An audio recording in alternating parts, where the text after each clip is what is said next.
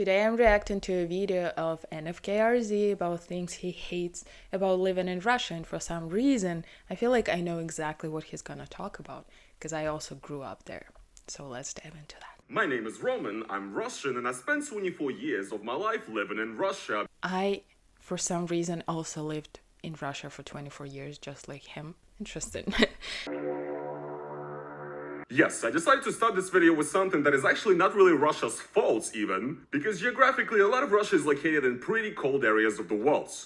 It kind of is Russia's fault, right? Sorry, I cannot comment on that. It is Russian fault because Russia colonized Siberia, not because Siberian wanted to be a part of Russia. And Russia literally also has some of the coldest cities in the world, like Yakutsk. It's called Sakha Republic. That's where I grew up, so I know exactly what he's talking about. All this harshest winters in the world. Let me just check right now, actually. Alright guys, it's minus 18 Celsius right now in my hometown. Well, let me check the weather in my hometown. It's called Mirny. Minus 33 Celsius. Minus 26 Fahrenheit. And I should say minus 32 for January 10th is like, I'm not gonna say summer, but it is normal temperature. It's not terrifying. Like, I'm looking at this, I'm like, okay, minus 32. It's a normal Wednesday in Mirny. For example, when I was a kid and I was going to school, they would only cancel classes if the weather was colder than minus 30 Celsius. He said minus 30? Like I said, minus 30, it's a normal temperature for us in Sakha. I think when I was a high schooler, it literally has to be like 48 for classes to be canceled. So if it's not in 50s, then knowledge is way more important than your health. He makes it sound very bad, and I guess it is kind of, but when you grew up in these conditions, it's okay. Like minus 30, dude. Lucky you. Yes, this is also another characteristic of Russia. In Russia, essentially, if you hold your money in rubles, you might be an idiot because the Russian currency is basically never stable and it's always going apeshit. This is so true.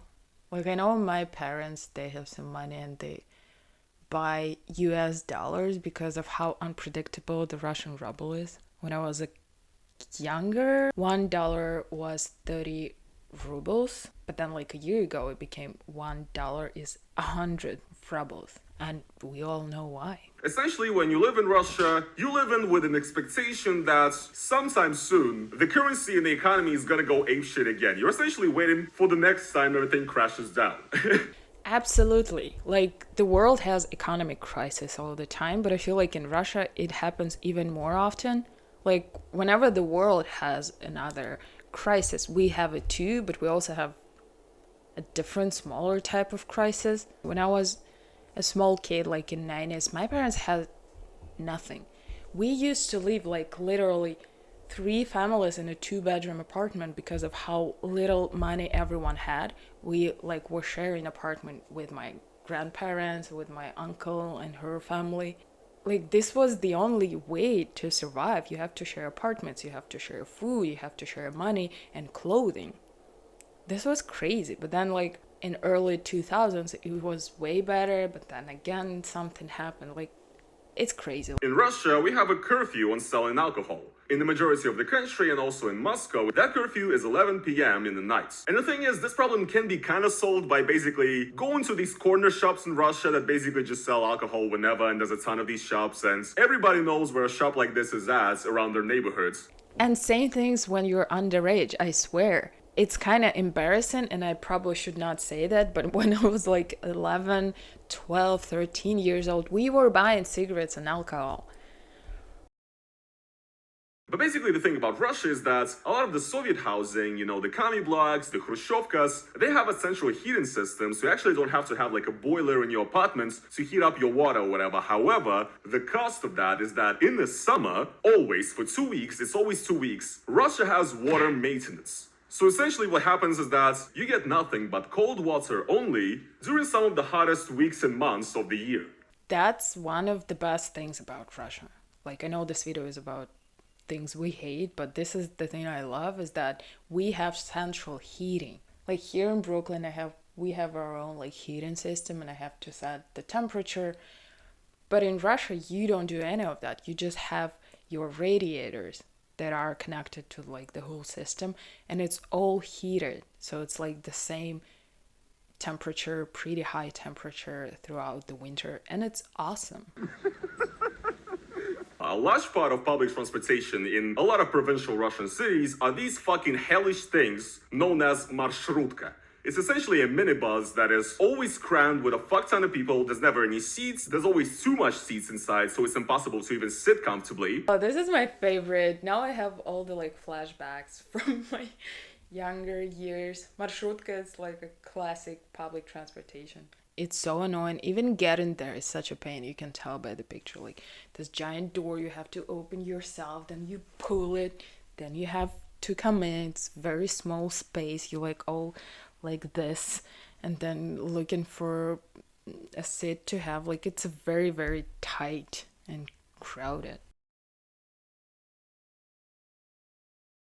Russia is a very centralized country, and all the taxes from everywhere around Russia go to Moscow and then they are spread back. And essentially, Moscow is just kind of there to create a good look for Russia. You know, it's the cleanest, it's the best renovated, you know, it's the most high-tech Russian city you would get. And genuinely, Moscow has a lot of great places. The center of Moscow is great.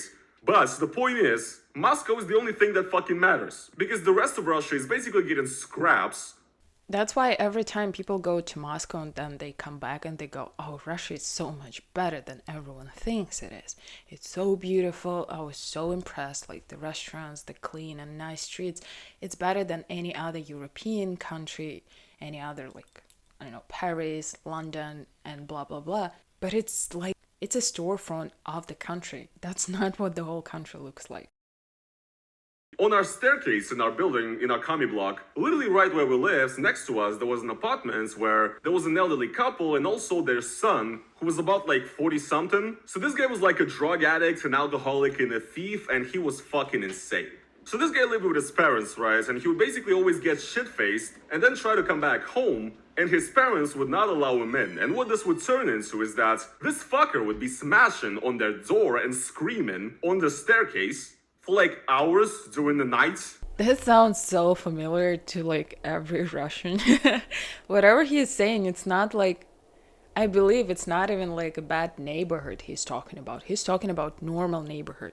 I know there's like a huge problem with alcohol and drugs here in the US and like homeless people, but it's still, overall, I don't think it's as bad as in Russia. This guy would knock and scream for some time during the night, you know, trying to get into his parents' apartments. And then essentially once, you know, realizing that it's not going to happen and that his parents are too stubborn, what he usually would do is that he would lay down and sleep right on the stairs that I had to walk through to go to school, university, whatever I was going to. And it's really not fun to, you know, have to step over a fucking drunk, like, homeless-looking dude that smells like piss in the morning. Imagine how terrifying is that? Like, being a kid, walking out of your apartment, there's like a grown-up guy who's either drunk or high or everything else, who is probably very violent because he was screaming the whole night, and you're just a kid, and that's how you grow up. And actually at one point when I got a little older, he would sometimes try to ask me for money, which I never gave him. So yeah, I had some fucking insane neighbors. Something he didn't mention, or maybe it wasn't true for where he was growing up. In some regions in Russia, there is like a huge criminal culture still exists. And again, if you're from the US, you probably know what I'm talking about, like gangs, it's called. There is like a whole criminal culture, right? And I'm grateful that I'm not a guy growing up in Russia, honestly, because otherwise I will be always bullied, beaten up, and not bullied like by your high school kids. No, like by real criminals that would basically rob you, beat you up, take your phone. Like it was just so normal, and it's terrifying. Russia is a country that is characterized by its lawlessness. Pretty much. Not only are the people in power, constantly breaking the law and the constitution, they have no respect for it and they get away with it, but also the laws in Russia, for example, the repressive laws regarding the war in Ukraine, a lot of it is just nonsense. So Roman NFKRZ is a huge, I would say, political YouTuber, and he talks a lot about laws and like persecutions in Russia. So if you want to learn more about it, you should definitely check out his content. And the Russian laws about, banning certain kinds of, free speech, it's all done in a way so that they could basically just jail anybody they would want to jail. If they want to deal with you, they will. They will do anything to you and they will get away with anything. If they started a criminal case against you, you are going to jail because our conviction rate is like 99.8% or something. That's insane. That's like, whoever says there is like Russia is fair, it's not. And because all of it, so many people are fleeing Russia right now. Again, I live in New York and I see so many people from my home region, like people of the same ethnicity as I am, like my cousins, people I know from high school, like people I know from college. Everyone is fleeing because first, drafting young guys don't want to be drafted. Second, it's just terrifying over there. Like my mom always says me, not even think about coming back because there's no like prospect. You feel like it's only getting worse and worse. It's just not fun. I just want to live in a country where I could have at least a little bit of a belief in tomorrow. You know what I mean? And modern Russia is just not a country that seems like that to me these days. So that is pretty much the main reason why I left Russia and why I no longer live there. And it's really, really sad. So the bottom line is Russia is great and I love Russia as well, even though many of you guys think I hate it. I don't. I love my country and I always will say that it is my country. Even though I talk about Siberia being colonized, I will always consider myself being a Russian person, not ethnically, but culturally. A huge part of me is Russian. And I love Russian people. I love Russian culture.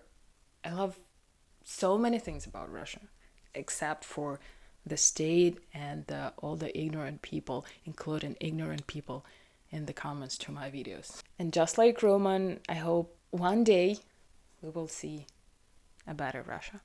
Thanks for watching and see you next time.